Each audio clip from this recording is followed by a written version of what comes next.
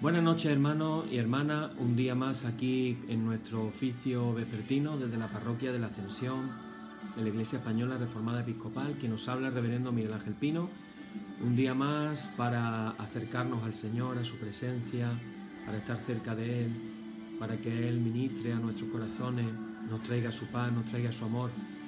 Vamos a compartir hoy un tema también en el credo apostólico que estamos compartiendo cada día. Hoy ya es nuestro 16 día que estamos estudiando el credo apostólico y nos queda todavía un camino por recorrer. La verdad es que nos queda tiempo todavía. Pero vamos a empezar, como empezamos todos los días, haciendo una oración. Casi todos los días tratamos de pensar en alguna oración. Hemos orado por los niños que van a regresar al colegio. Hemos orado por los trabajos de los jóvenes, por la gente que se queda sin trabajo. Y hoy quería que orásemos, hermanos, por las consecuencias que podemos ver ya en la sociedad, haciendo cosas que hasta cierto punto no parecen de mucha lógica, como la manifestación que hubo ayer en Madrid de personas manifestándose en contra de las medidas del coronavirus, etcétera, y no sabemos hasta dónde va a llegar todo eso.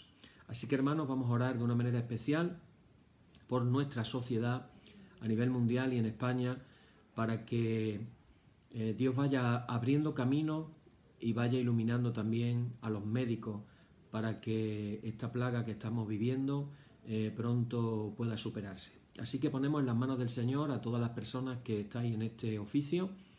Yo siempre pido que el Señor esté con vosotros en cualquier lugar donde estéis ahora mismo escuchando este oficio. Así que nos dirigimos a nuestro Padre Celestial. Padre Celestial, que eres tan bueno con nosotros, que eres lleno de misericordia, de amor, que eres benevolente, eres clemente. Gracias, Señor, por todas las cosas buenas que tú nos das.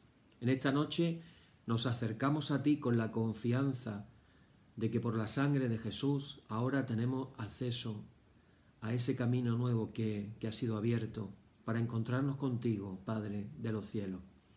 Nos acercamos a ti con la confianza de que tú te acercarás a nosotros. Y en esta noche te pido de una manera especial que tú te acerques a nosotros, a todos los que estamos en este momento haciendo el oficio, y también a las personas que lo escucharán en otro momento.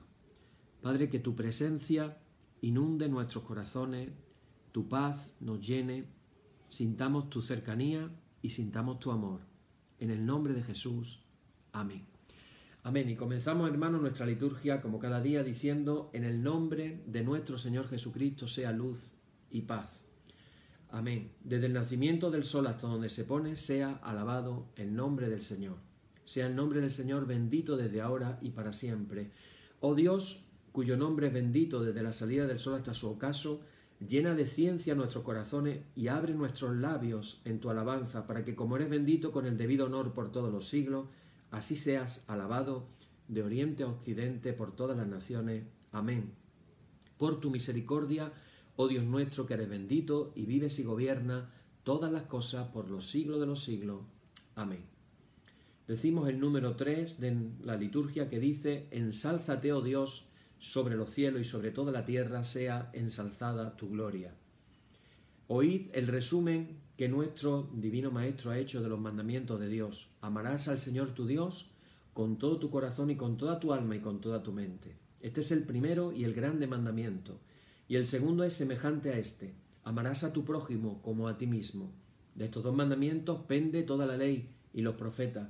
Y a nosotros, discípulos suyos, nos ha dado Jesús un mandamiento nuevo, diciendo: este es mi mandamiento, que os améis los unos a los otros como yo os he amado.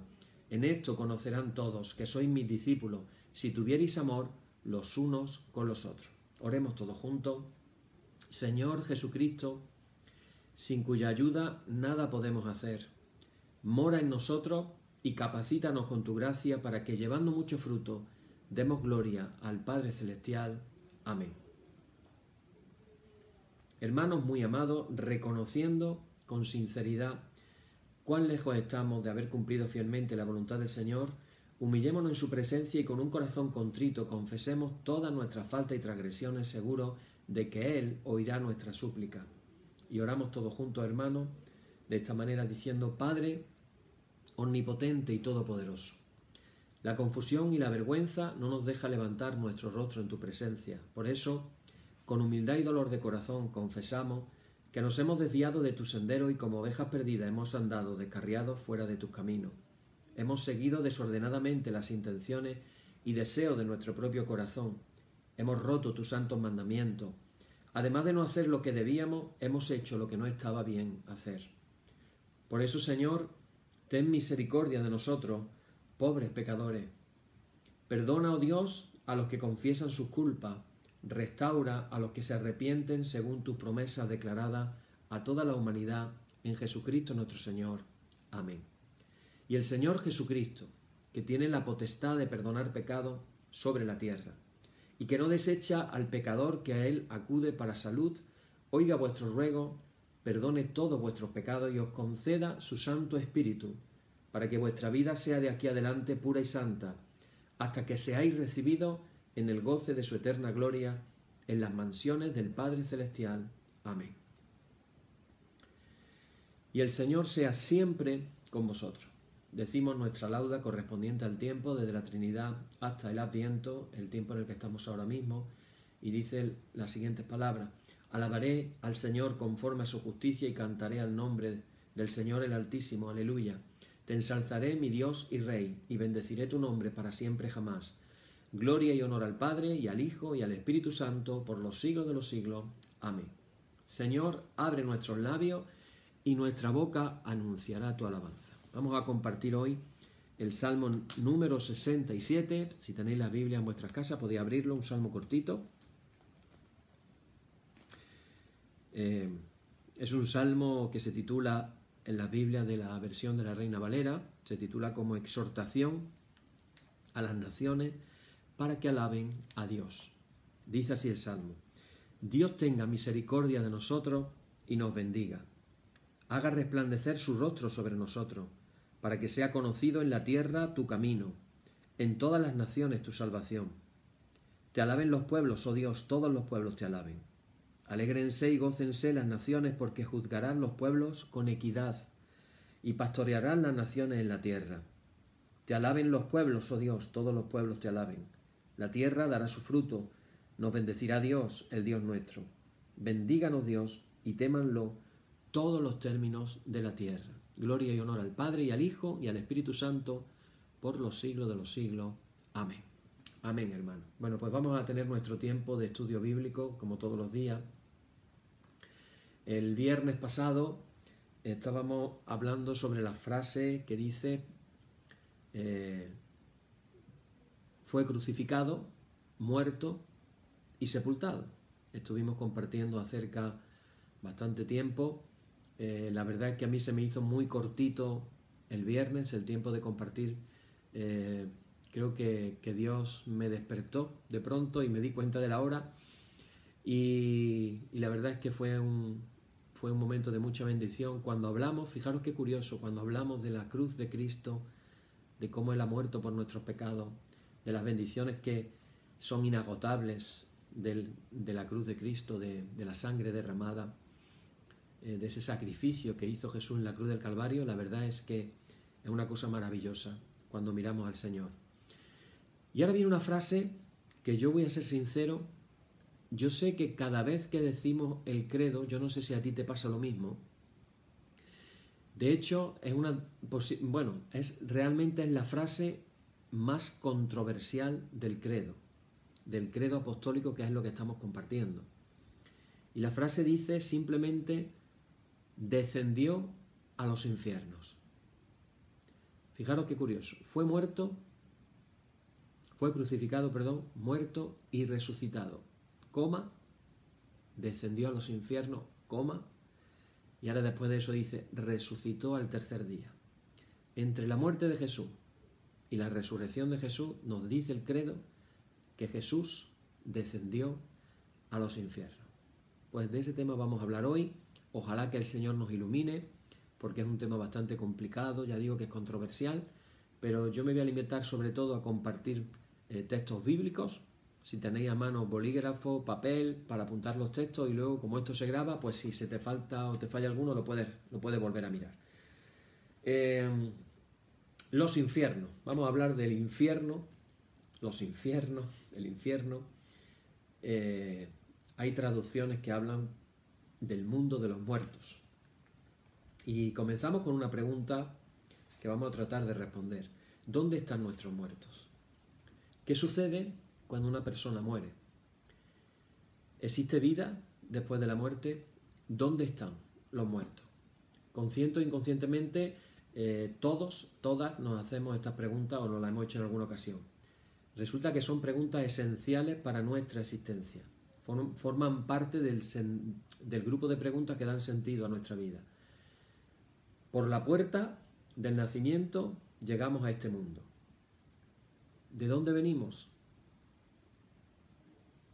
Hay una leyenda judía muy bonita. Os vais a dar cuenta que todos tenemos aquí una hendidura en el labio, ¿verdad? Hay una leyenda, creo que es muy bonita, judía, en la que, bueno, nosotros no solamente somos cuerpos, somos alma. Y antes de llegar al mundo, según nos cuenta el mismo Pablo, nosotros fuimos creados antes de la fundación del mundo, las almas. Bueno, esto sería otro tema a enfrentar. Pero cuando el alma entra en el cuerpo, no sabemos en qué momento entra el alma en el cuerpo. Evidentemente, desde la unión del espermatozoide con el óvulo, ahí ya aparece el alma humana. En ese momento ya aparece. No lo podemos decir a ciencia cierta, pero tiene toda la lógica. Y la leyenda judía dice que el alma ha estado con Dios y sabe muchas cosas. Entonces la leyenda es que cuando el niño va a nacer, 2 ángeles aparecen en el vientre de la madre y uno de los ángeles le hace así al niño, como diciendo, no cuentes nada. Y le hace así, como diciendo, silencio. Y este dedo que hace así es lo que hace la hendidura del labio. Bueno, es una leyenda, aunque bonita. No quiere decir que sea así, desde luego. Pero es una leyenda bonita. Llegamos al mundo, pero también por la puerta de la muerte salimos de este mundo y la pregunta es ¿hacia dónde vamos? Vamos a hacer antes que nada un recorrido por diferentes ideas y creencias acerca de este tema. Están los que dicen que con la muerte se acaba todo, punto final. Ahí se terminó todo. Otros creen que los muertos se encuentran descansando hasta que llegue su resurrección. En la cultura latina hay una gran mayoría que comparte la creencia de que en la muerte el alma o el espíritu se desprende del cuerpo y luego continúa existiendo en algún lugar. Acordaros por poner un ejemplo, México, esta película de dibujos animados que habla del Día de los Muertos, el Día de los Difuntos, y si alguien no la ha visto la película, recomiendo que se vea, aunque evidentemente no es eso en lo que creemos, pero es muy interesante la cultura que hay ahí, una mezcla de catolicismo con la cultura indígena. Algunos familiares, como en el caso de la película, se dirigen directamente a las personas fallecidas. Ponemos en los anuncios de los periódicos recordatorios, despedidas de las personas. Cuando alguien fallece, solemos poner frases bonitas. No solamente las creencias intentan dar sentido a la muerte, también en el mundo de la ciencia están tratando de buscar una explicación cuando una persona está muriendo. Surgió una rama nueva de la ciencia que se llama la tanatología. Tanatología es la rama de la ciencia que se dedica a la investigación en torno a la muerte. El término viene de la palabra griega thanatos, que significa muerte. En la tanatología se combina también no solamente elementos de la medicina, pero también de la psicología, con preguntas como, por ejemplo, ¿cómo reacciona la persona que sabe que va a morir? Hay psicólogos especializados para tratar con personas a las que se les han diagnosticado poco tiempo de vida. ¿Cómo reaccionan estas personas? ¿Se niega a reconocer su situación? ¿Reniega contra el destino? ¿O reniega incluso contra Dios? ¿Se resigna? ¿Se deprime? ¿O acepta su muerte con tranquilidad en la fe y muere en paz? Hay una médica y tanatóloga suiza, Elisabeth Kubler, que aborda todas estas cuestiones en un libro muy famoso que se llama Sobre la muerte y el morir. Y después de la muerte, otra pregunta. Algunos investigadores han intentado hacer algo así como una especie de tratar de espiar hacia el otro lado, a través de la puerta de la muerte. ¿Cómo lo han hecho? Entrevistando a personas que se encuentran en el límite de la muerte, o incluso a esas personas que todos hemos oído hablar de ellas, que estuvieron clínicamente muertas por algunos momentos, que luego fueron reanimadas, volvieron, como se suele decir, del otro lado, y tenemos un libro famosísimo del médico y filósofo norteamericano Raymond Moody Jr., que lo relata en su libro famosísimo Vida después de la vida, donde muestra sus investigaciones respecto de la supervivencia a la muerte física.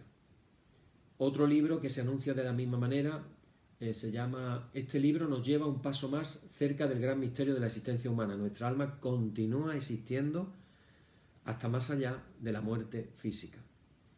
Es decir, las cuestiones sobre la muerte y lo que viene después de ella, aunque son asuntos propios de las religiones, evidentemente también la ciencia está tratando de encontrar explicaciones. Pero aquí no venimos a hablar de la ciencia, venimos a hablar de lo que dice la fe. El credo es un testimonio de fe. ¿Qué dice la Biblia? ¿Qué nos dice la Biblia sobre los muertos? El mundo de los muertos en la Biblia. Desde la antigüedad hasta los principios de la Edad Moderna se imaginaba al universo dividido en 3 regiones. Y lo leemos en algunos pasajes bíblicos. Se hablaba del mundo superior, el cielo, el mundo humano, la tierra, y otro mundo llamado el mundo inferior o subterráneo, que es el mundo de los muertos. Por ejemplo, en el credo niceno se habla de que Dios fue el creador de todo, de lo que está arriba, de lo que está en la tierra y lo que está abajo de la tierra. Los 3 mundos. La palabra infierno es originalmente una simple traducción de unas palabras hebreas y griegas que lo que hacen es designan el mundo de los muertos. Según el diccionario, lo que significa primeramente es un lugar subterráneo donde están las almas de los muertos. En el Antiguo Oriente se produjeron muchísimos mitos sobre el reino de los muertos.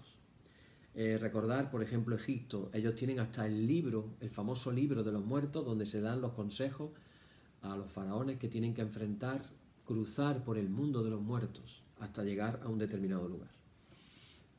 En el Antiguo Testamento hay alusiones a tales imágenes, alusiones. Por ejemplo, vamos a leer algunas. En el libro de Job se dice que quien muere desciende al mundo de los muertos, se encuentra en los mares. Job, capítulo 26, versículo 5. El profeta Jonás, por ejemplo, dijo: me echaste a lo profundo, en medio de los mares, y me rodeó la corriente. Jonás, capítulo 2, versículo 3.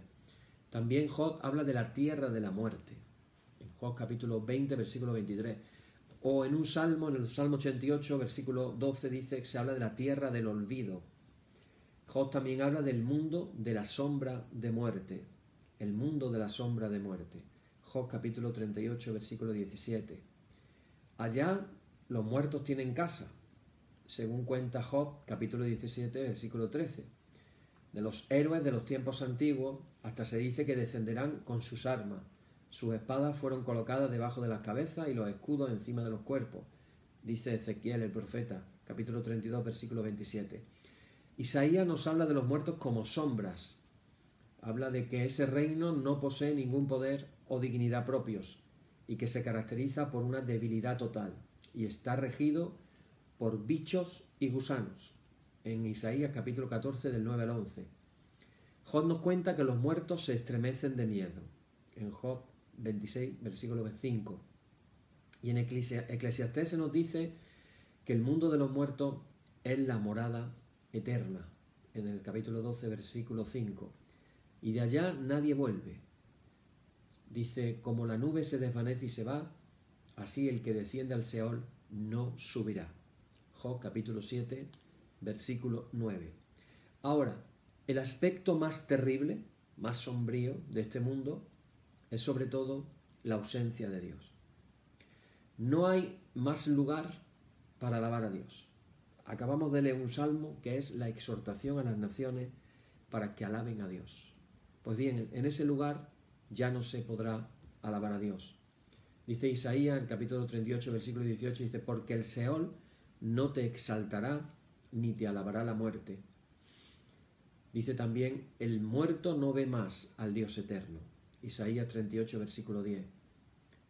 Se siente derribado a los lados del abismo y, como dice el profeta Jonás, fuera de la presencia de Dios. Jonás capítulo 2, versículo 4. Por otro lado, Job nos cuenta también, si os dais cuenta, en el libro de Job hay mucha referencia al mundo de los muertos. Y Job nos dice que Dios conoce ese mundo. En Job capítulo 11, versículo 8, que nadie escapa del dominio de Dios ni en el mundo de los muertos. Por eso dice David en el Salmo 139, dice, si en el sol hiciere mi estrado, si en el Seol hiciere mi estrado, he aquí, tú allí estás. Salmo 139, versículo 8. Y el poder de Dios abarca también el mundo de los muertos.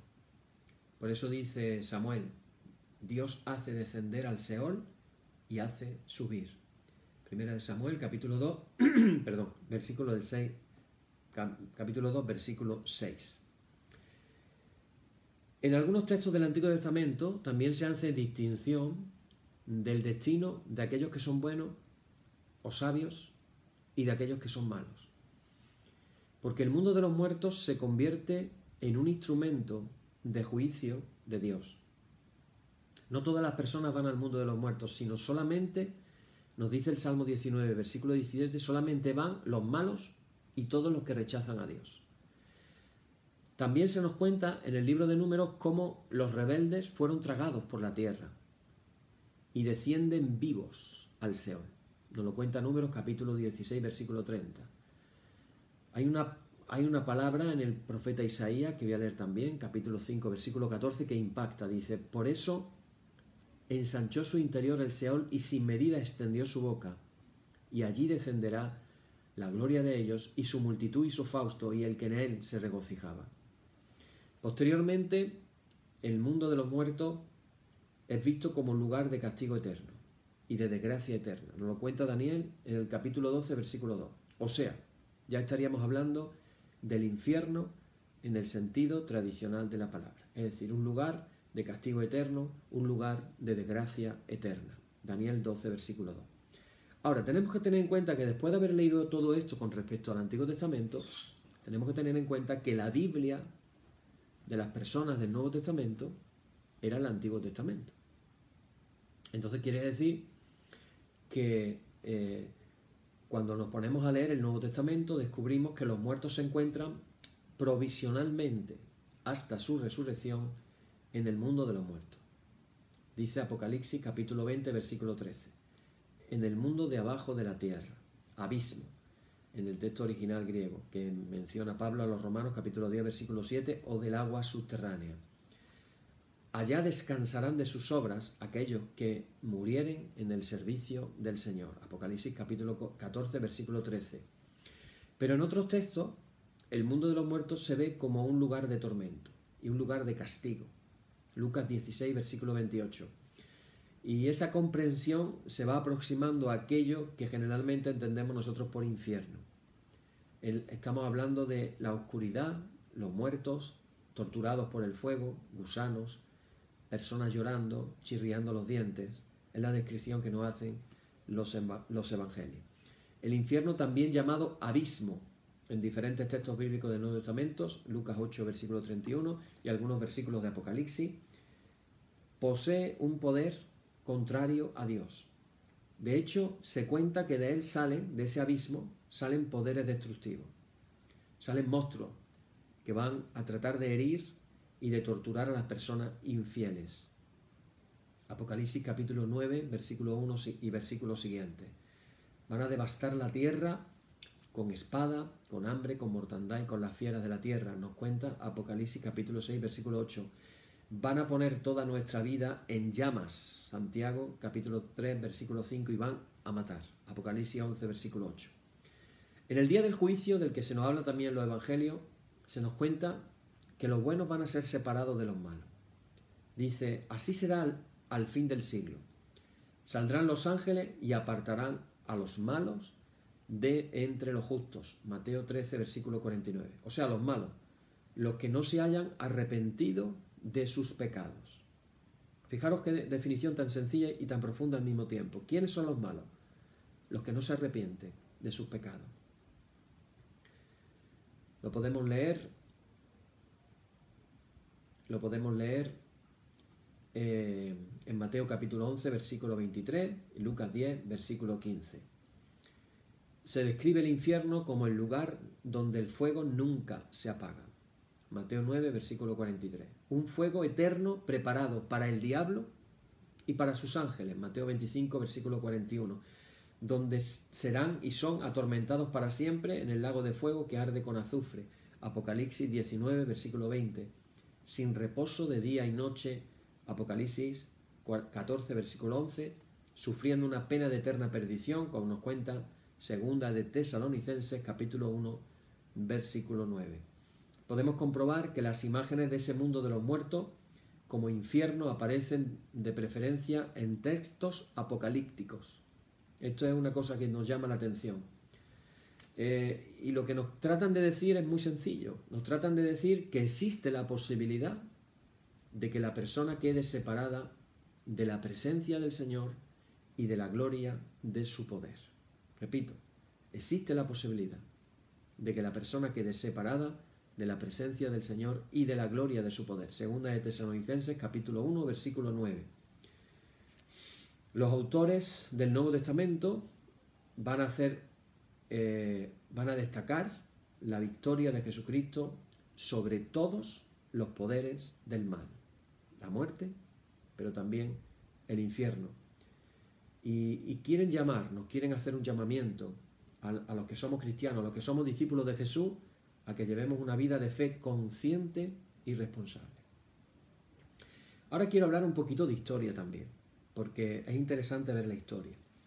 Y la historia, en la Edad Media, hubo un desarrollo visual del concepto del cristianismo que tenía acerca del mundo de los muertos. Podríamos decir que la fantasía de las personas no tuvo límite y esa fantasía los llenó de miedo también, los amedrentó. Se elaboró con muchos detalles. Había descripciones del infierno, supuestamente había cristianos y cristianas que habían tenido visiones del paraíso, dicen visiones del purgatorio y visiones también del infierno. Yo sé de algunos testimonios de personas en el siglo XX, siglo XXI, que dicen haber estado en el cielo y describen lo que han visto, pero también sé de personas que han dicho estar en el infierno, viendo lo que pasa en el infierno. Bueno, pues esto pasaba ya en la Edad Media.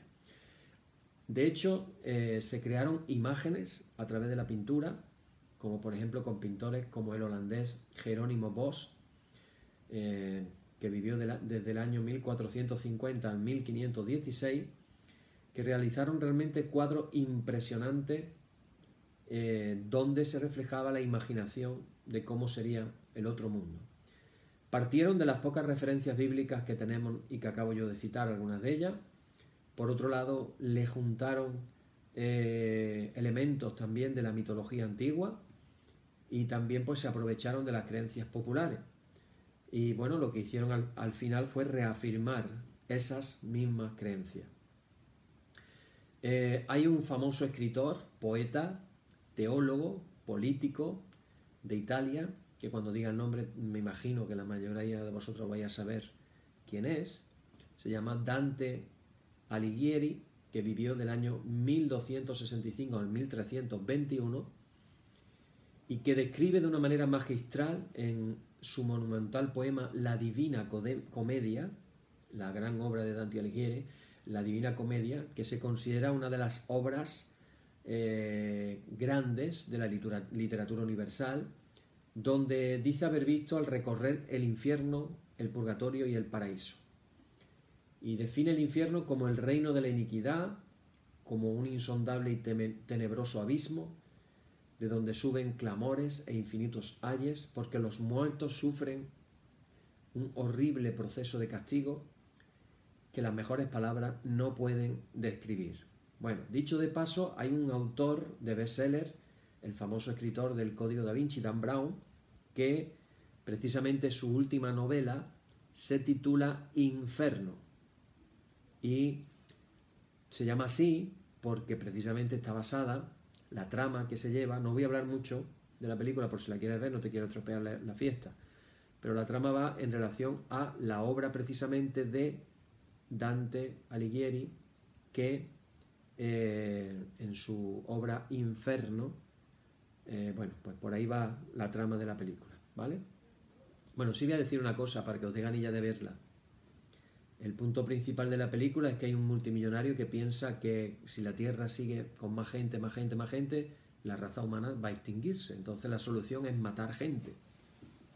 Ya vais a ver si veis la película qué es lo que pasa, porque todo parecido con lo que estamos viviendo ahora mismo es cuando menos curioso. Bueno, también hablamos del infierno en el sentido actual.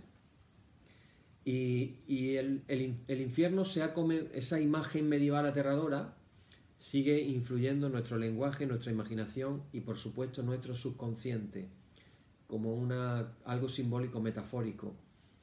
Ya no significando un lugar subterráneo nada más, ni un lugar más allá de esta vida terrena, sino más bien designando situaciones insoportables de vida de ciertas personas. Por ejemplo, como cuando sucede una catástrofe o cuando se hace algo terrible con las personas, como fue el Holocausto nazi, y decimos que son situaciones de vivir un verdadero infierno. Hay teólogos que, igual que han negado la existencia del diablo, pues también niegan la existencia del infierno, pero eso no es lo que la Biblia nos enseña. Los evangelios que nos relatan la pasión, nos relatan la muerte y la sepultura y la resurrección de Jesús, curiosamente en este tema guardan silencio sobre el espacio de tiempo. Fijaros, fueron 3 días, el espacio de tiempo entre que Jesús murió y Jesús resucitó. ¿Dónde estuvo Jesús esos 3 días? Una antigua enseñanza que Pablo nos relata dice que Cristo murió por nuestros pecados, fue sepultado y resucitó al 3er día, 1 Corintios 15, del 3 al 4.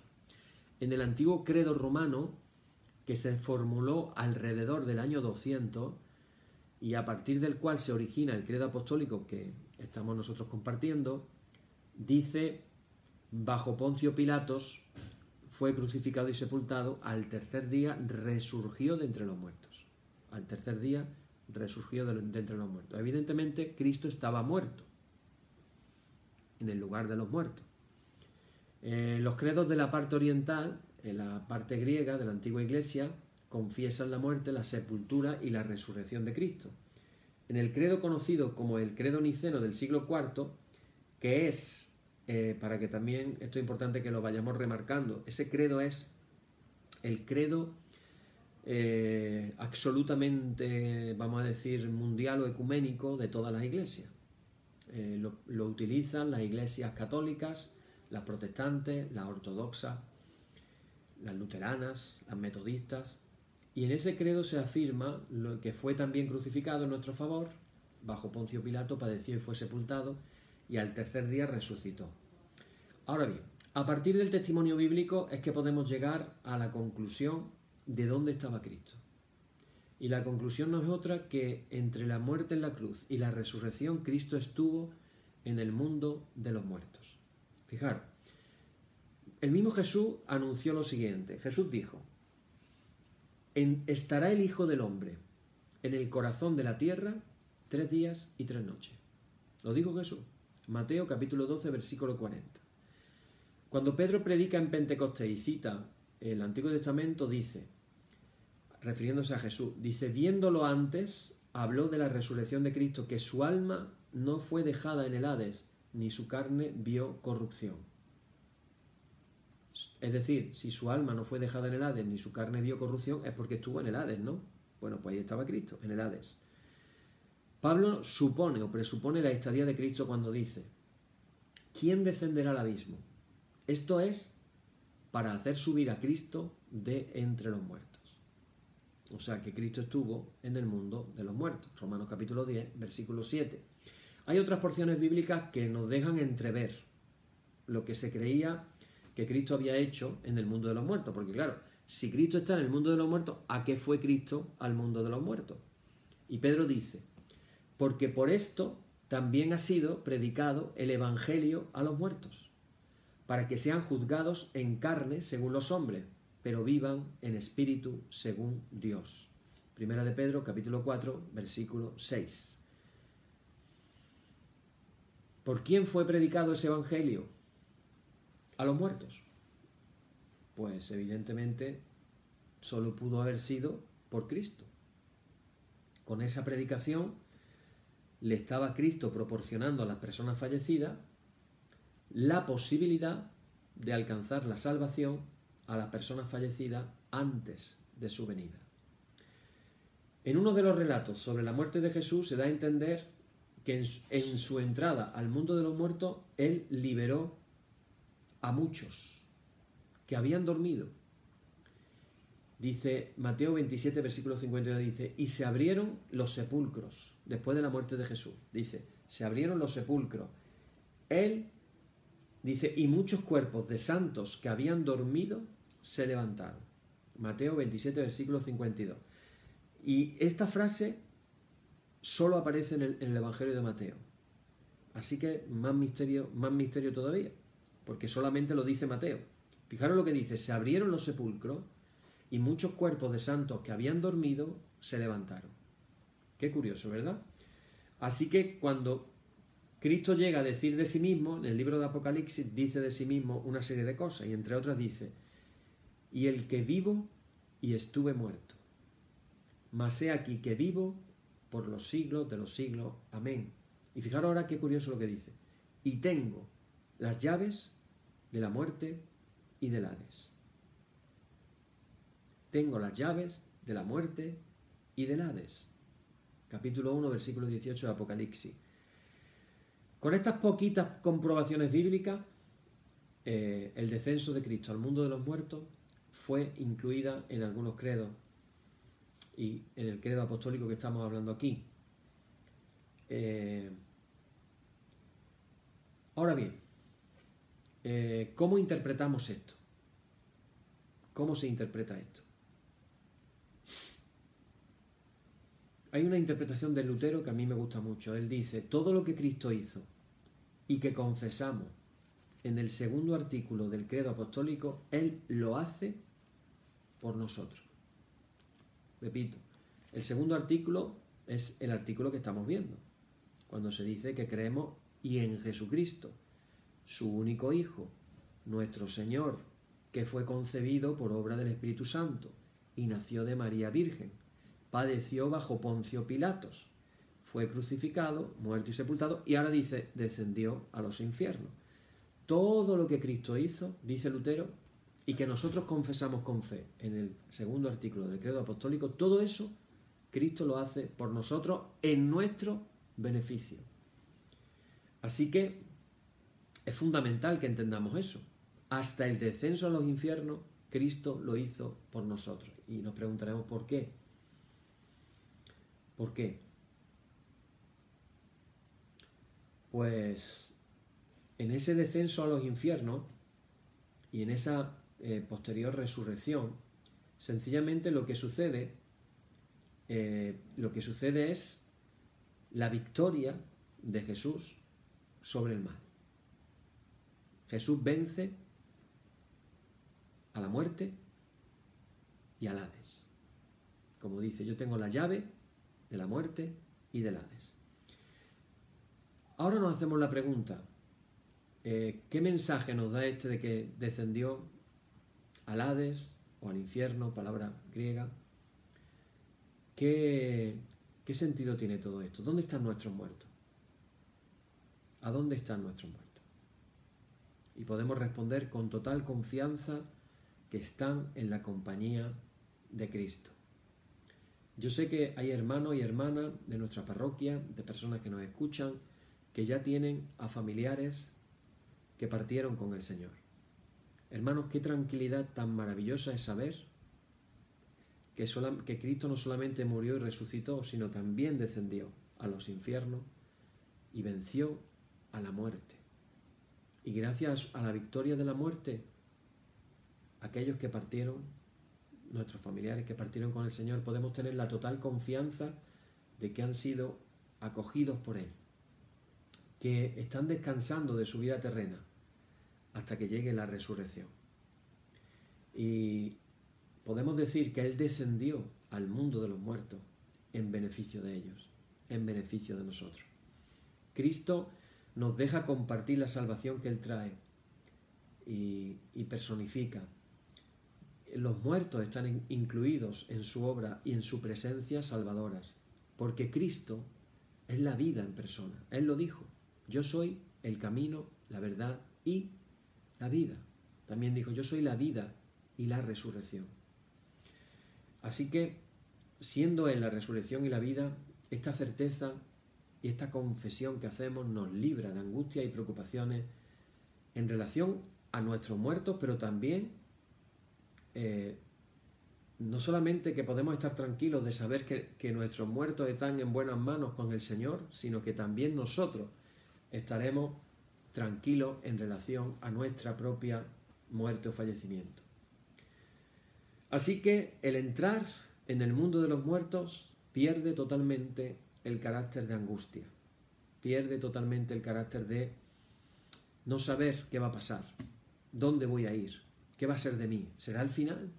¿Y si estoy equivocado? Aquí actúa, hermanos, la fe y como leemos en muchas ocasiones en el Salmo 23, este versículo maravilloso que dice: aunque ande en valle de sombra de muerte, no temeré mal alguno, porque tú estarás conmigo, tu vara y tu cayado me infundirán aliento. El Señor, cuando nosotros morimos, nosotros podemos decir, igual que dijo Jesús: Padre, en tus manos encomiendo mi espíritu, porque ni la muerte conseguirá hacernos caer de esas manos maravillosas de Cristo que nos acogen cada día, que nos abrazan y que nos guardan.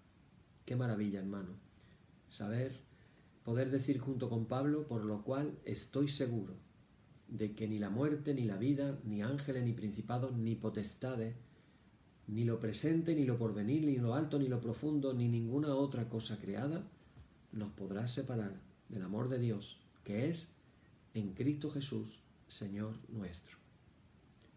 Hermano, la última palabra, la victoria final, pertenece a nuestro Kyrios, a nuestro Señor Jesucristo. Por eso Pablo dijo: y cuando esto corruptible se haya vestido de incorrupción y esto mortal se haya vestido de inmortalidad, entonces se cumplirá la palabra que está escrita: sorbida es la muerte en victoria. ¿Dónde está, oh muerte, tu aguijón? ¿Dónde, oh sepulcro, tu victoria? Hermano, ahora podemos entender cuando decimos esta frase tan feilla que no nos gusta decirla mucho, esto de que descendió a los infiernos. Ahora podemos saber para qué descendió Cristo al mundo de los muertos, a los infiernos. Descendió para derrotar a la muerte y para derrotar al Hades. Cristo es la victoria final, la palabra final. Él es, como Él dice de sí mismo: yo soy el alfa y la omega, el principio y el fin. Hermano, qué maravilloso es saber que todo lo que confesamos en el credo que Cristo ha hecho, lo ha hecho por nosotros. Así que ahora vamos a declarar. Hay más cosas que se pueden compartir, pero las vamos a dejar ya, vamos a ir dejándolas para mañana, porque si no, llevamos mucho para adelante. Pero sí me gusta terminar declarando lo que dice nuestra liturgia: oh Señor, santifícanos en tu verdad. Tu palabra es la verdad. Amén. Hermanos, qué bonito es declarar la verdad de Dios que está en su propia palabra. Así que cada vez que leemos su palabra, la creemos, la confesamos, la declaramos, estamos santificándonos con la verdad de Dios. Que Dios nos santifique con su verdad. Amén. Y ahora vamos a confesar todos nuestra fe y cada día que la vamos confesando vamos aprendiéndola un poquito de memoria. Qué bonito sería si lo pudiéramos decir de memoria, ¿verdad? Y lo decimos con más sentido y con más fe. Así que ahora, hermanos, confesemos nuestra fe, que dice: creo en Dios, Padre Todopoderoso, Creador del cielo y de la tierra, y en Jesucristo, su único Hijo, nuestro Señor, que fue concebido por obra del Espíritu Santo, nació de María Virgen, padeció bajo el poder de Poncio Pilato, fue crucificado, muerto y sepultado, descendió a los infiernos, al tercer día resucitó de entre los muertos, subió a los cielos, está sentado a la diestra de Dios Padre Todopoderoso, de donde ha de venir a juzgar a los vivos y a los muertos. Creo en el Espíritu Santo, en la Santa Iglesia Católica, la comunión de los santos, el perdón de los pecados, la resurrección de la carne, la vida eterna. Amén. Hermanos, el Señor sea siempre con vosotros. Y hacemos nuestra oración que dice: oremos al Redentor del mundo, nuestro Señor Jesucristo, y con toda suplicación le rogamos que aumente la fe de su Santa Iglesia y le dé paz y por siempre la defienda. Concédenos esto, Dios eterno y omnipotente. Y ahora oramos todos juntos diciendo: Señor, ten misericordia de nosotros. Cristo, ten misericordia de nosotros. Señor, ten misericordia de nosotros. Padre nuestro que estás en los cielos, santificado sea tu nombre. Venga a tu reino, hágase tu voluntad como en el cielo, así también en la tierra. El pan nuestro de cada día, dánosle hoy, y perdónanos nuestras deudas, así como nosotros perdonamos a nuestros deudores. Y no nos deje caer en la tentación, mas líbranos del mal. Amén. Líbranos del mal y confírmanos en tu temor con toda obra buena, oh Trinidad, Dios nuestro, que eres bendito y vives y gobiernas todas las cosas por los siglos de los siglos. Amén. Señor, muéstranos tu misericordia y danos tu salud. Llena a tus ministros de virtudes y da alegría a tu pueblo escogido. Acuérdate siempre de esta congregación que tú has poseído desde el principio. Oh Dios, purifica nuestros corazones y no quites de nosotros tu Santo Espíritu. Por la tarde, de mañana y al mediodía, justo a eso, Señor, que te alabemos. Señor, Dios omnipotente, que de la tarde a la mañana y el mediodía has hecho un día solo y has mandado al sol que conozca su ocaso, abre, te rogamos, las tinieblas de nuestros corazones y brillando tú en ellos, te conozcamos como Dios verdadero y luz eterna. Amén. Por tu misericordia, oh Dios nuestro, que eres bendito y vives y gobiernas todas las cosas por los siglos de los siglos. Amén. En el nombre de nuestro Señor Jesucristo, terminemos con paz. Gracias sean dadas a Dios. Amén. Y la paz que al subir a los cielos dejó Jesús a sus discípulos sea siempre con vosotros en toda su plenitud, y la bendición del Dios Padre omnipotente, del Hijo y del Espíritu Santo descienda sobre vosotros y more en vosotros eternamente. Amén. Amén, hermanos. Pues quedamos así concluidos. Mañana vamos a hablar de la resurrección, porque mañana toca y resucitó al tercer día. Al tercer día resucitó. Así que vamos caminando. Hoy ha sido nuestro 16 estudios sobre el credo apostólico. Todavía nos quedan unas poquitas de cositas que ver, pero ya vamos por casi más de la mitad. Y creo que estamos aprendiendo muchas cosas. Si a algún hermano le viene una inspiración y se le ocurre algún tema que quiere que toquemos en días posteriores, como hemos tocado otros temas en el pasado, como han sido los atributos de Dios o las mujeres en la Biblia, el Espíritu Santo, si hay algún tema en concreto que queréis que hablemos cuando terminemos con lo que es el credo apostólico, pues vamos a ir viendo posibilidades. Que el Señor os bendiga mucho a todos, que descanséis en el día de hoy, que el Señor os guarde de todo mal y mañana nos encontramos nuevamente aquí para seguir aprendiendo más de su palabra y para conectarnos con el Señor. Que el Señor os bendiga. Amén.